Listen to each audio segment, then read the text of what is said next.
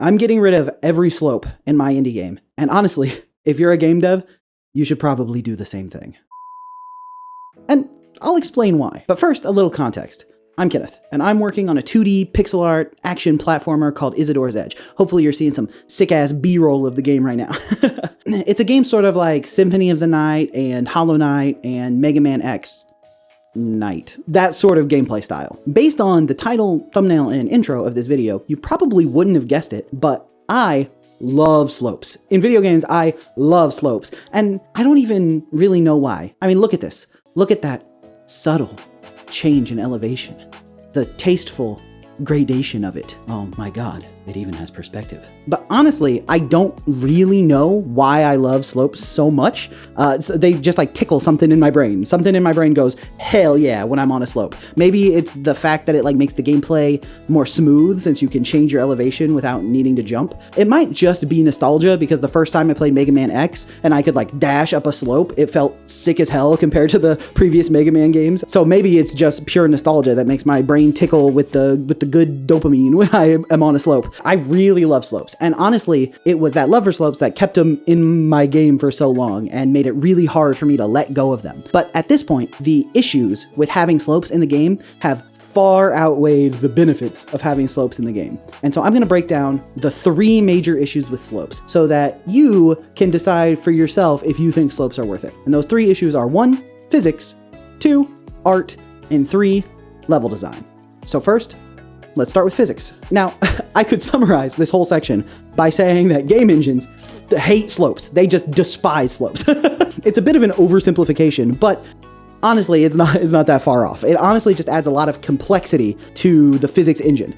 First, let's start really basic. The game has gravity, right? It just pulls the player towards the floor. This makes perfect sense when you're standing on a flat floor. You just get pulled into the flat floor. But once you're on a slope, obviously, issues start to arise. You can see Isadora is getting pulled down the slope. You can't just stand on it. Now, this is actually not that big of a deal. Most modern game engines have some kind of support for it, and I'm using Godot for my game, so I can go in and turn on the features that snap the player to the floor so that when you're standing on the floor, and it can detect a slope as the floor. Once you're standing on the floor, you will not get pulled down. And so I can turn that on, and Isadora is stuck to the floor no problem.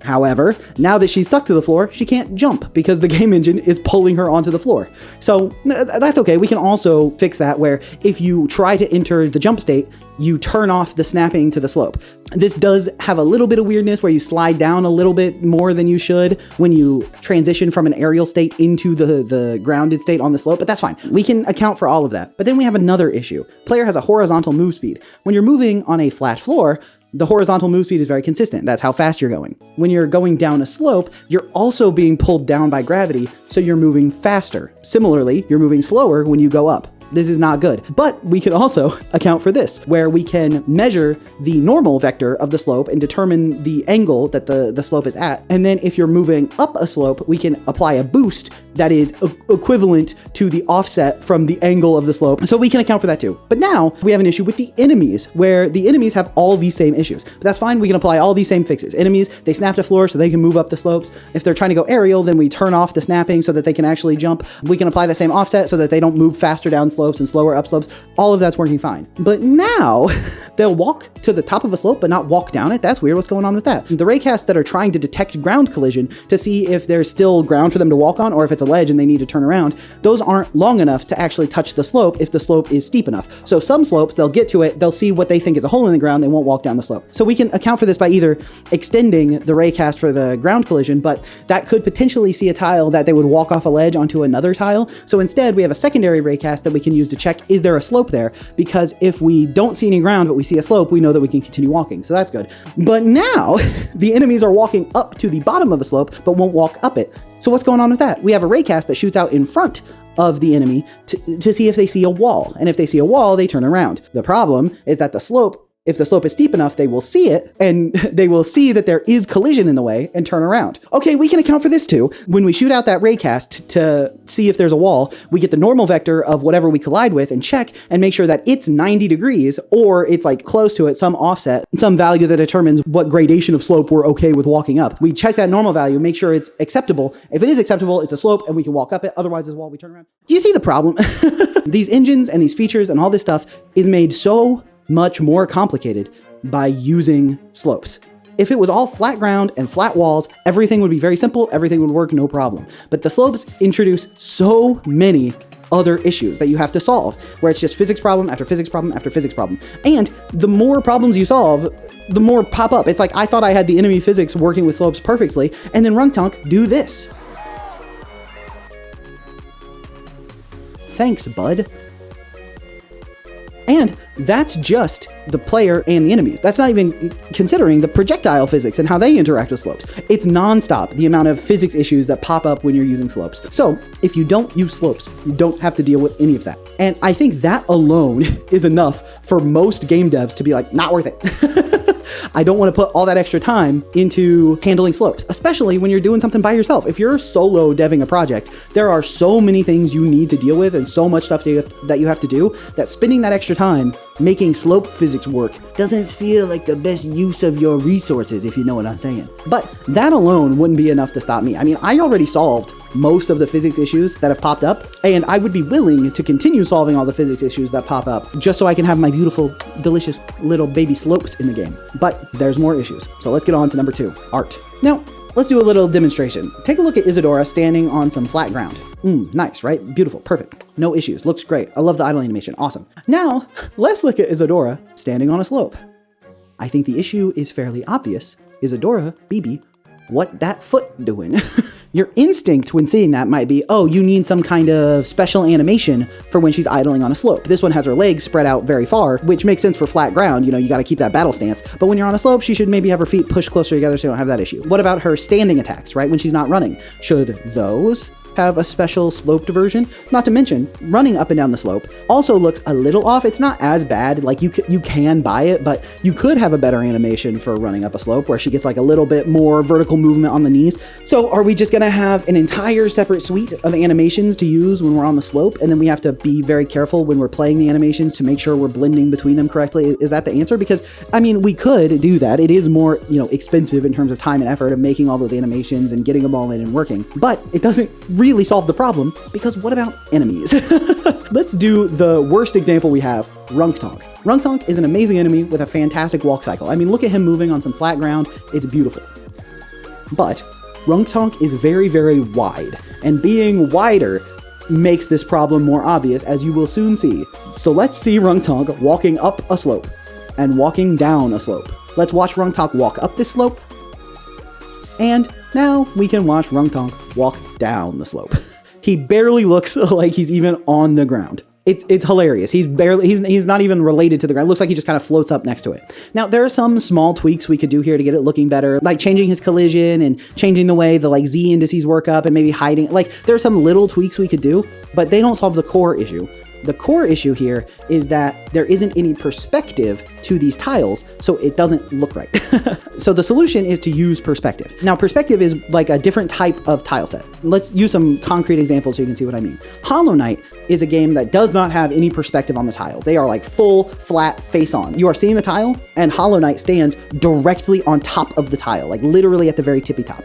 Whereas if you look in Mega Man X4, this has perspective on the tile. You're not seeing the top of the tile from front face, where you only see like the very tippy top line. You're actually seeing the top of the tile from a perspective view above it, so you see like more of it. It goes deeper in. Like, let's put Hollow Knight on like one side and Mega Man X4 on the other side, and you can see Hollow Knight stands on top of the tile, the very top line, and it's like a front-facing view, whereas in Mega Man X4, he's standing on the top of the tile, but like in the middle of the top of the tile, and you get to see like an extended view of it into the Z index because of perspective. That's the key phrase to take away there, Z index. The tiles move back into the Z index, and you get to see that because of the perspective. Actually, now that I think about it, I saw a really helpful guide on Twitter. I'll go find that and make sure it's in post here, so check out this very useful guide. You can see the different ways that a tile set can be viewed. Hollow Knight is one called jutting floor, whereas Mega Man X4 and what I would need to support the Z indexing is something like perspective or fake perspective.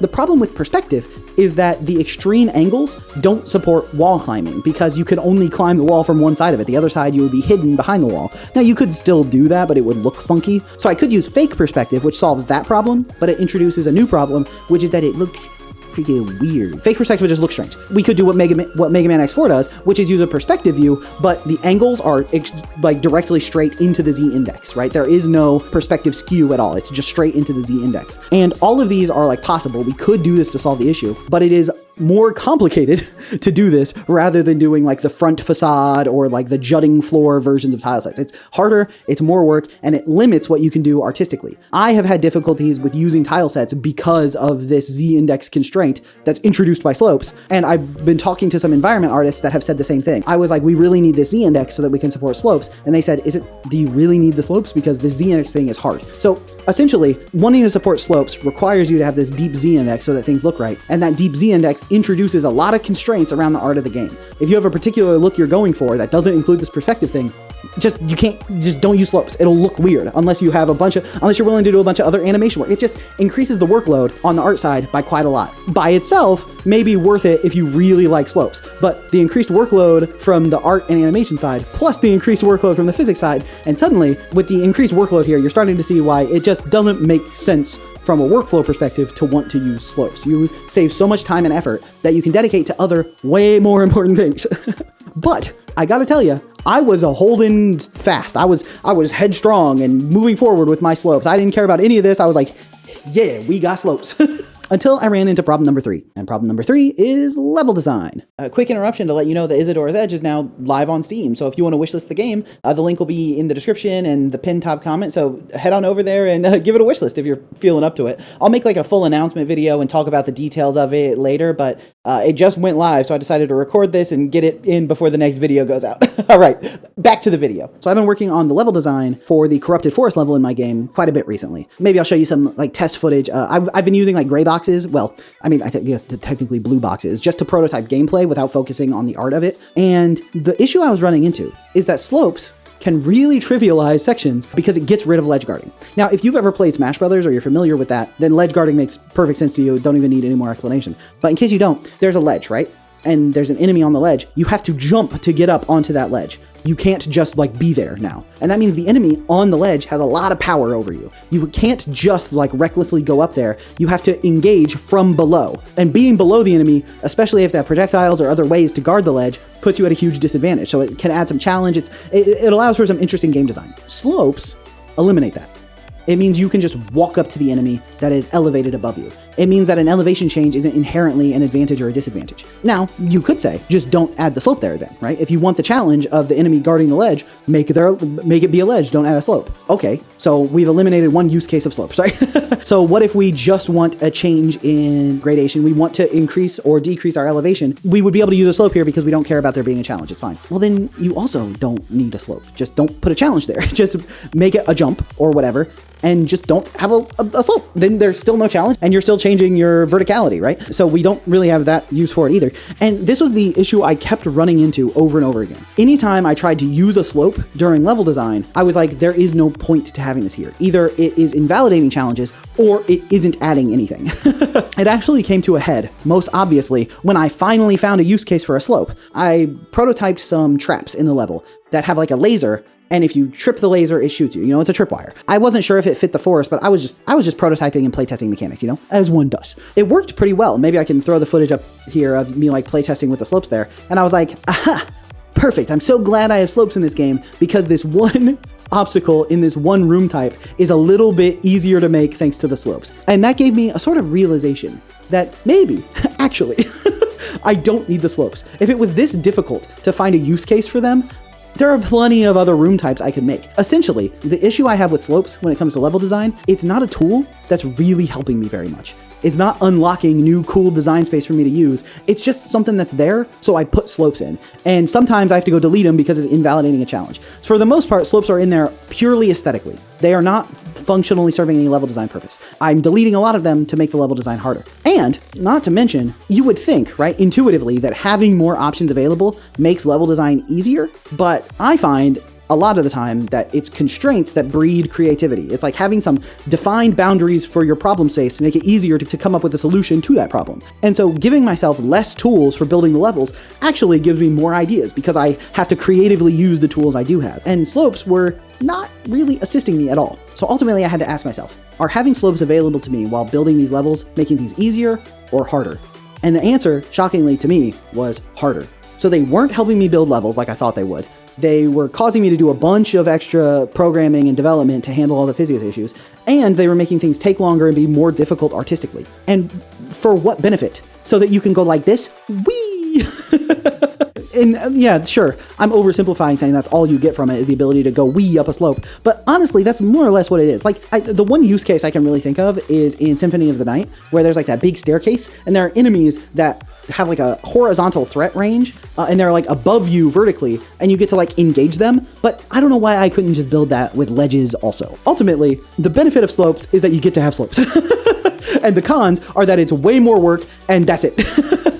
I was doing all this extra work to make sure slopes were functional and available and looked artistically correct. And I was needing to go out of my way to try to figure out ways that I could still incorporate them. And it's like, why am I doing all this extra work to give myself extra work when I can make fun levels without slopes? They are not necessary. Hollow Knight is an incredible game, and spoiler alert, it don't got no slopes in it.